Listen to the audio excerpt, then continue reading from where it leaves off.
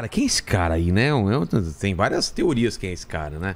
Tem teorias, mas até hoje não descobrimos quem é. Tem alguns candidatos, né? Porque uma das coisas muito bacanas de estudar o Bitcoin é que tudo que existe sobre ele está documentado. É mesmo? Então, essa data que eu mencionei, o 31 de outubro, foi quando o Nakamoto publicou o paper dizendo que estava criando esse sistema de dinheiro eletrônico P2P chamado Bitcoin. E desde então, as mensagens que ele trocou, isso foi numa lista de discussão de criptografia online.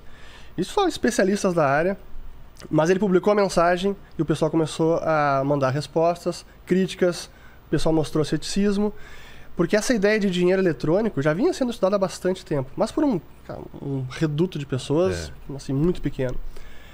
Então as pessoas... Parece uma coisa meio cyberpunk, né? Uma coisa Total. de futuro, né? Até é mais do que cyberpunk, porque é também cypherpunk. Cypherpunk, exato. Porque tem os dois, tem o cyberpunk e tem o cypherpunk. O cypherpunk são os punks da criptografia.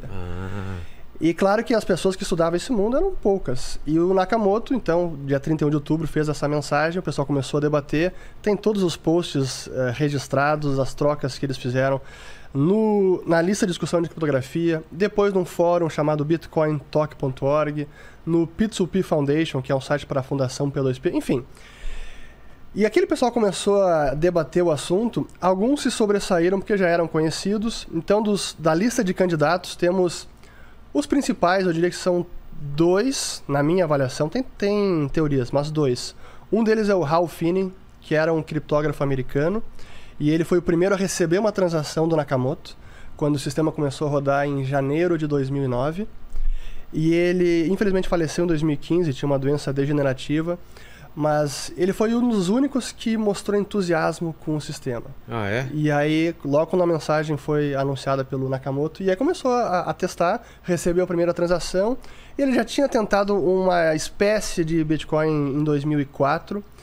Esse é um candidato forte. Outro é o Nick Szabo, que é um criptógrafo, um PhD em Direito, em Economia. O cara é um polímata, conhece muito. E ele tinha já concebido, fez um paper em 98 chamado BitGold, que era o ouro digital. Mas ficou apenas na ideia e nunca foi implementado. E o Nakamoto diz, em mensagens posteriores, que o Bitcoin é uma implementação do BitGold. Ah, é? Esse Nick Szabo, ele tá vivo ainda, ele escreve bastante, de vez em quando dá palestras. E Nick Szabo, as iniciais NS, ao contrário de Satoshi Nakamoto. Olha só. Pode ser coincidência? Pode, mas por tudo que ele já fez, que ele escreveu, é um candidato. E aí tem outros que surgiram, que foram, melhor, que o pessoal tá dizendo que pode ser, que é o Adam Back. Esse é um criptógrafo britânico, e ele está vivo ainda, e ele é uma das poucas referências nesse paper do Satoshi Nakamoto. Até para quem não sabe, né? Esse paper ele foi divulgado... Paper é uma publicação... É um artigo acadêmico, Tá. Um paper.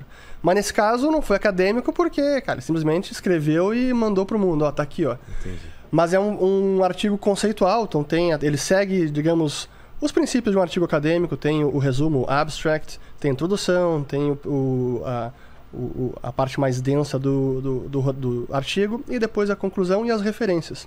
E uma das referências nesse paper de 9 páginas é o Adam Back, que é esse criptógrafo britânico, porque um dos conceitos técnicos dentro do Bitcoin, depois a gente pode até entrar no detalhe, usa um desenvolvimento desse cara, o Adam Back, que é chamado de Hashcash. Enfim, esse Adam Back, eu até entrevistei ele no meu canal em dezembro de 2018. E você perguntou se era ele? Claro, sempre.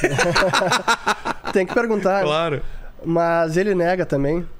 Mas é um outro forte candidato. Mas a verdade é que até hoje não sabemos. Acho que não saberemos. É? Não importa pro sistema, isso é muito bacana. Isso não importa mesmo? Em nada, nada. O Satoshi Nakamoto, a gente diz que ele teve 2 grandes feitos. O primeiro foi ter criado o Bitcoin, e o segundo foi ter desaparecido do mapa.